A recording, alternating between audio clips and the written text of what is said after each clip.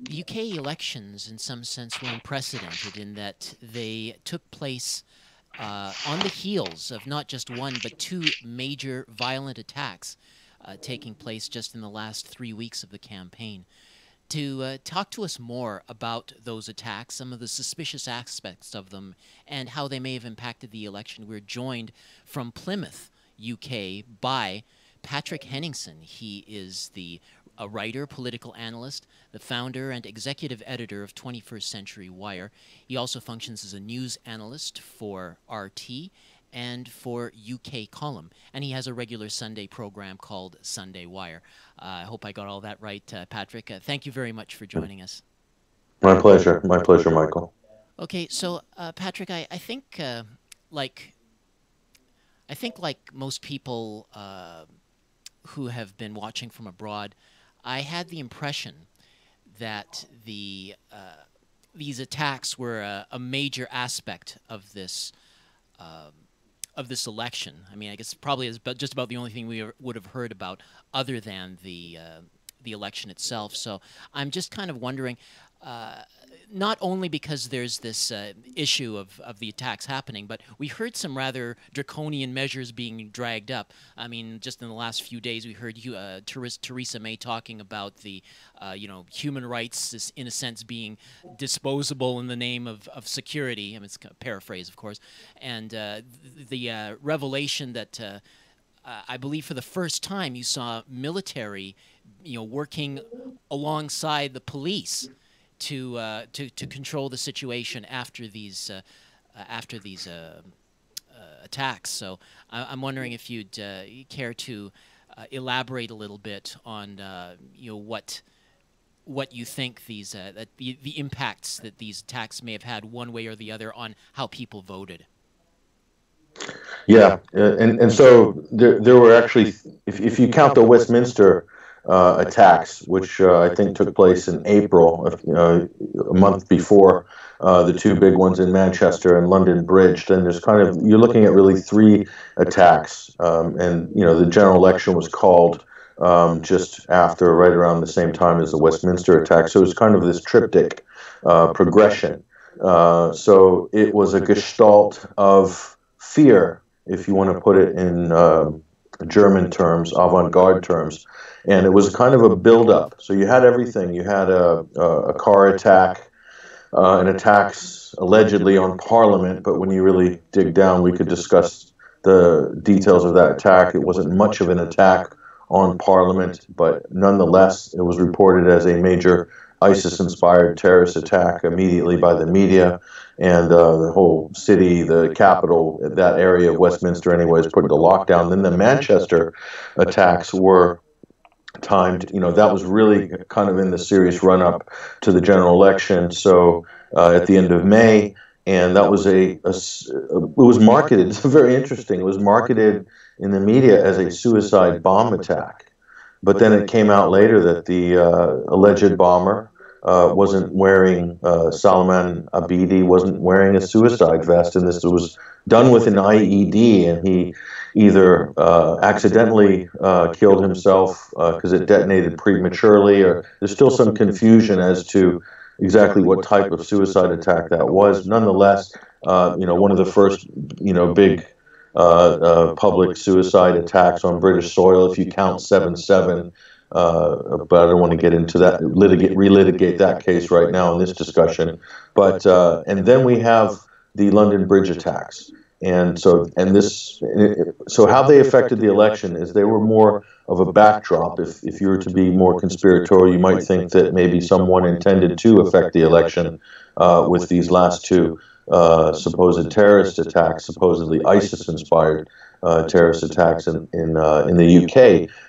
And how would they affect the election? There's some people would look at that and say that, well, this Prime Minister Theresa May and this Conservative government has put a lot of currency in this idea of strength under their leadership, strong leadership and unity and so forth. And so this is a strong government that will protect its people. Whereas the media was maligning the Labour candidate, Jeremy Corbyn as being a terrorist sympathizer. The tabloids absolutely went after him. I think every single major British newspaper was demeaning and running ad hominem personal attacks against Jeremy Corbyn, the Labour leader, except for maybe the Daily Mirror or the Mirror newspaper. And so pretty much everybody else was after him. And so they brought out his comments about the IRA, saying that he was being cozy with Irish terrorists, that he was an apologist for ISIS because he was wanting to, say, categorize homegrown terror or the investigations thereof as being more of a criminal under the sort of the Criminal Act code rather than sort of international terrorism, and that suspected ISIS terrorists or sympathizers should receive some due process and not just be deported on suspicion and so forth. So all these talking points were spun up to basically put Jeremy Corbyn and Labour into sort of this pro-terrorist, believe it or not, this is how it was spun in the British press, pro-terrorist camp or category, whereas Theresa May and the Conservative government would be sort of, anti-terror and, shoulder to shoulder with the international community, NATO, etc. And so this was very interesting timing of all of this, because it also came with the relaunch, which is effectively the relaunch of NATO, and basically introducing its new headquarters in Brussels, very glitzy affair, attended by heads of state, including Donald Trump, Theresa May, the newly elected French leader, Emmanuel Macron. And so that was also happening post-Manchester. So this, you have to look at it in these terms. This was an interesting narrative which was being drawn here. Now, let's look at the election result, which just happened recently. And so it didn't really go to plan, if that was the plan, which was to sort of scare the electorate into voting Conservative. And some people might make that argument. That's what the press and that's what the establishment were absolutely doing at that time. So, but now let's look at the result. Okay, it didn't come out quite like that. So you could say that the voters weren't pushed in that direction. And the Conservative Party did not get the sort of outright majority that they were hoping they would get, that the pollsters said they might get a month ago. So you could say that this backfired somewhat on the Conservative government and Theresa May. But let's look at the nuts and bolts of what changes actually happened as a result of the Manchester bombing and London Bridge. So you have to look at the statements made by the Prime Minister. So what always happens, seems to happen in the wake of any of these high-profile terrorist events, is that the state will move in to increase its power. It will pull back privacy and pull back rights, which were in the hands of the people in America constitutionally. You can look at the Patriot Acts 1 and 2 and the National Defense Authorization Act. And in Britain, there's been a whole string of these since the 7/7 attacks in 2005. And so Theresa May's speech that, we need to basically combat online extremism. So straight away, going to formalize some sort of government measure to give the government or the government some sweeping powers, or pressure their corporate partners, as they sort of refer to them unofficially, like the Googles, the Facebooks, and Twitters of the world, to somehow clamp down on extremist rhetoric online. And you can read into that and see what a wide catchment that sort of initiative might have. And so this is all in the wake of, clamping down on hate, as it were. So this is increased power by the state. Absolutely. It was in Theresa May's gave a chilling speech last week. And that's the only way to describe it. It was chilling. Just to follow up, so you can only up on that, Patrick. Yeah, go ahead. It seems to me that there's been some conflation between the terms terrorism and extremism. Extremism does not necessarily mean violence. And so when they're talking about cracking down on extremism, I mean, that's part of the draconian measures that are being dragged up that can impact, all kinds of people that may not pose any kind of a real threat to the population. Yes, that's a very good point. And so it comes in, the new measures, the new control measures by the state will come in, or the corporate control measures in this case as well, will come in by the state under the letter of fighting terrorism. But once those controls are in place, once the policy is enacted, then it's just a question of massaging the language. So from terrorism to extremism, which could mean absolutely anything. And in fact, you can even downgrade extremism to disturbing speech or disturbing behavior or disturbing rhetoric. And this can go, you can keep going to offensive speech or offensive rhetoric. And this can go either left or right. The interesting thing of how this is framed, the really big unreported story in the wake of Manchester and London Bridge is that this has invigorated a sort of movement on both the right and both the left wings of the political spectrum.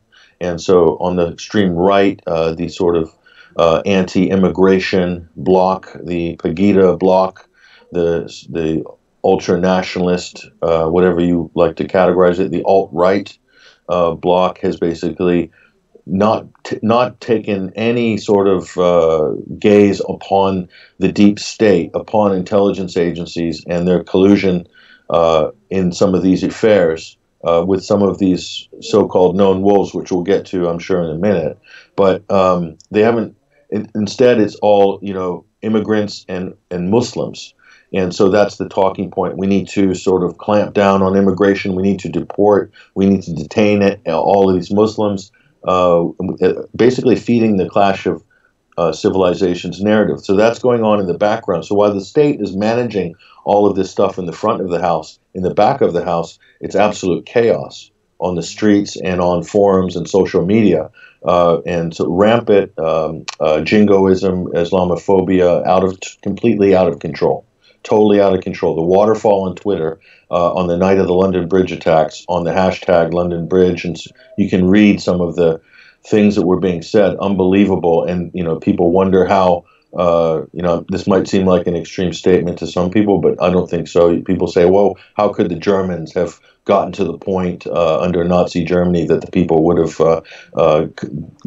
allowed such things to happen in terms of, mass deportations and so forth, and likewise in America with Japanese internment camps?" Well, the answer is staring us in the face.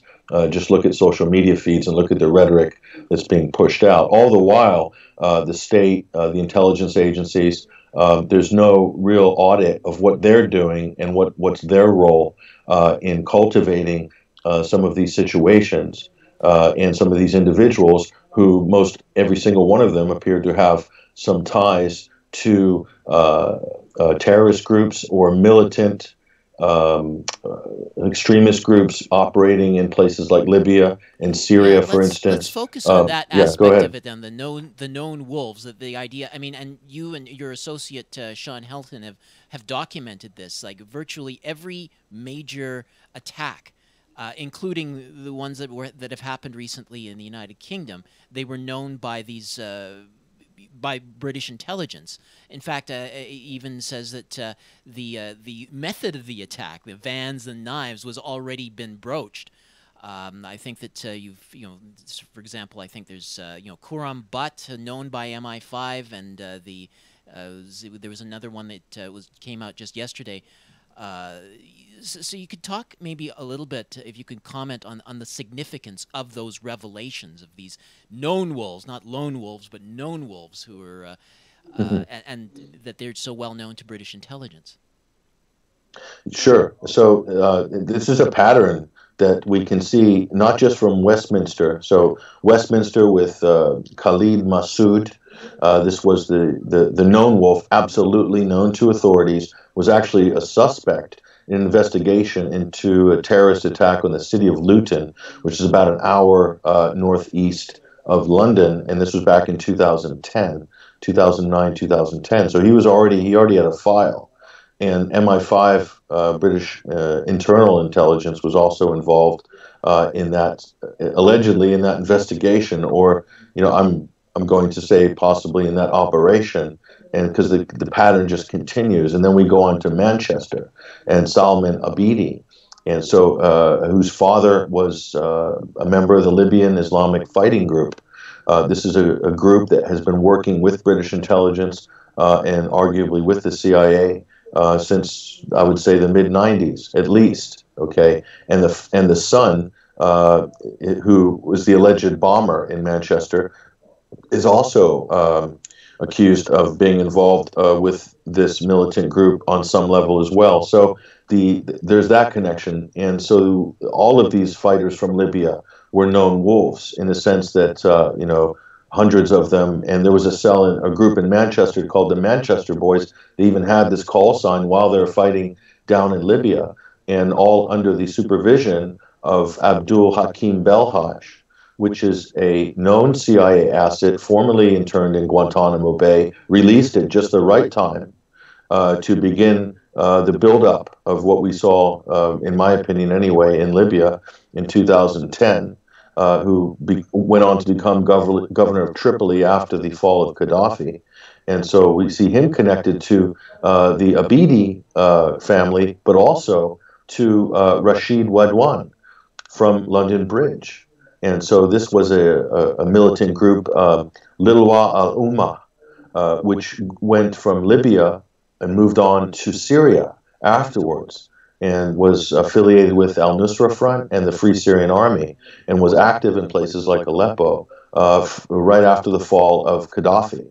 And so here we go. This is one of the London bombers, and it's admitted, it's proven of al-Nusra and these groups' links to the militaries of NATO member states, in not only in the train and equip program, but intelligence assistance for the so-called rebels, or they're referred to as moderate rebels early on, and they dropped that term. Now they're widely regarded as at least either rebels or terrorists. But and again, you see Belhaj, I don't know what to call him, a double agent, so involved in the transfer of 600 of these Libyan fighters into Syria in 2011 and 12. And then you have Youssef Zagba, who was caught and detained by EU officials, and before he was traveling via Bologna, Italy, from that flight to Turkey, they knew he was going to fight for ISIS, and for some reason they couldn't detain him. I don't know why. That's an interesting story that maybe mainstream journalists who have some resources and some clout can go and dig into that story if they really wanted to. Why was he allowed to move on? We don't know. And one of these was also carrying an Irish ID, which was conveniently left at the scene, I think, of the London Bridge attack. So all these are known wolves, and we see the same in Orlando in America. We also have the same with even the Boston bombers. Tamerlan, the older brother Tamerlan Tazaranoff, was being actively recruited by the FBI. No doubt they have a file on him, or had a file on him. And so all of these, we see this pattern emerging. This is a disturbing pattern, because this means this is a consistent identifier through each and every one of these events. So it would make sense. Occam's razor would suggest that maybe this is a good area to start inquiring in. Exactly how involved are the intelligence services or police intelligence or whoever in possibly running these cells? I can give you a list of informants and patsies and dupes from U.S. and Canadian terror attacks right now, and it's quite a long list. And also I'll add the Europeans in there. I think we have about 30 open cases that we've reported on 21st Century Wire of the 30, 40 different people. So this is beyond a coincidence. And at some point, people have to sort of wake up and say, well, who is driving the so-called domestic terror problem in North America and in Western Europe?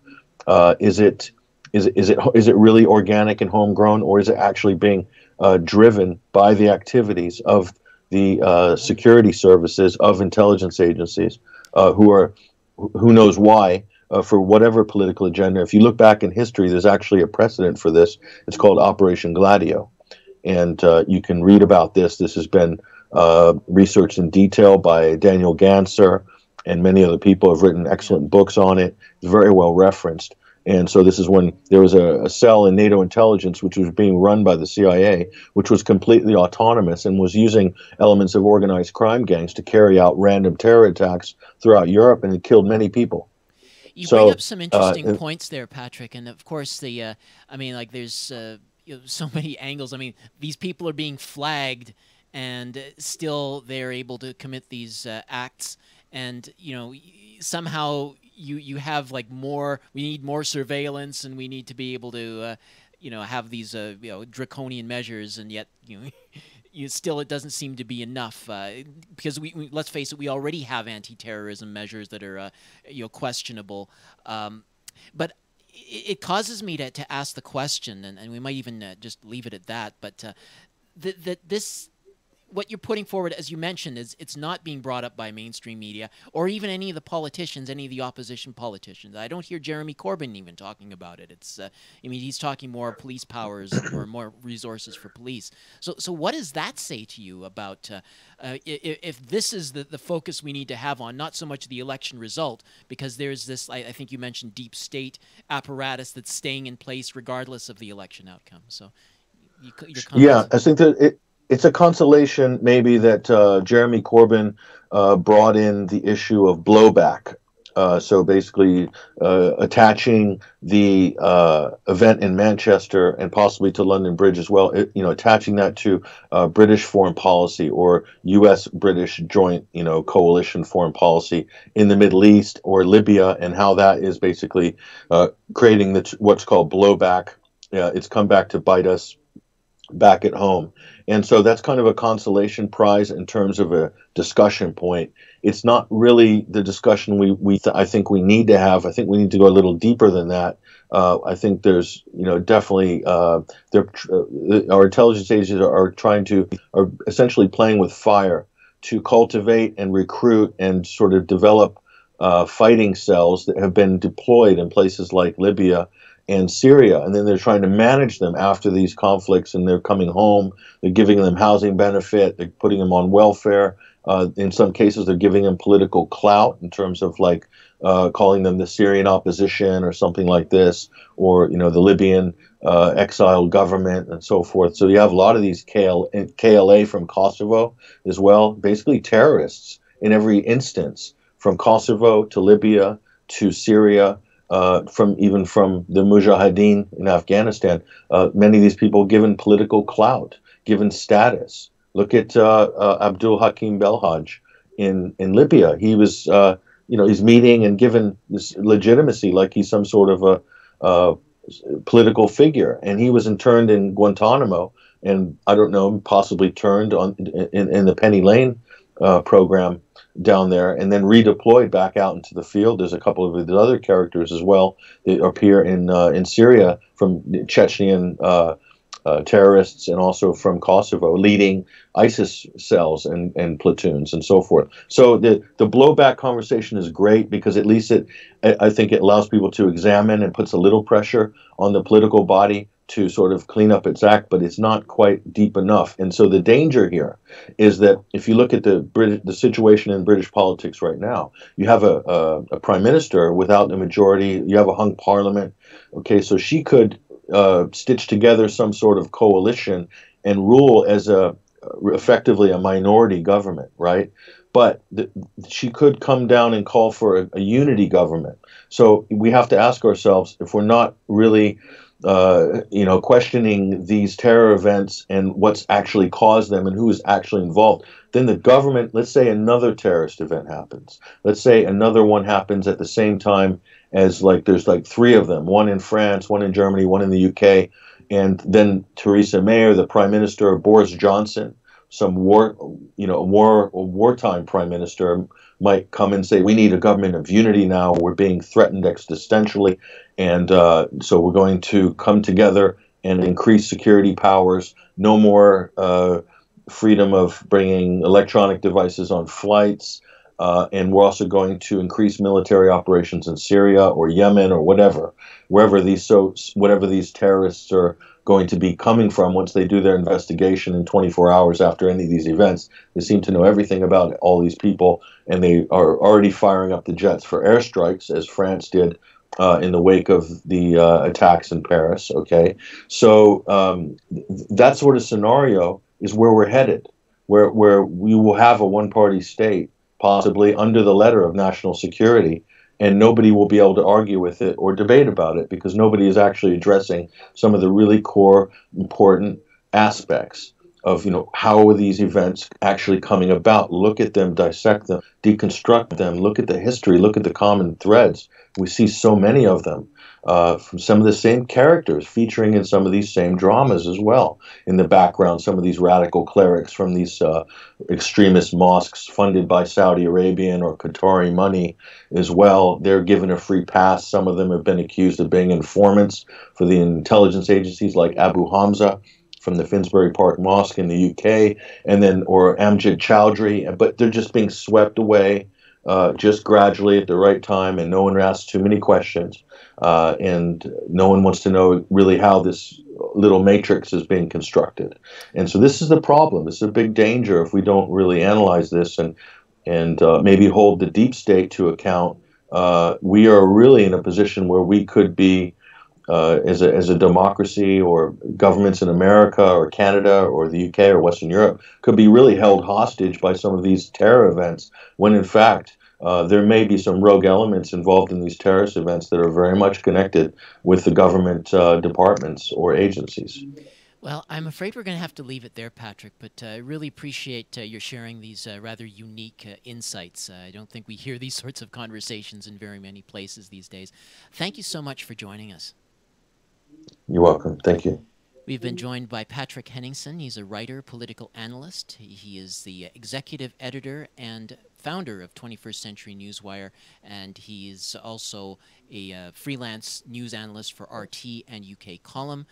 He hosts the Sunday Wire program, and you can catch more of his commentary and his analysis on the website 21stcenturywire.com.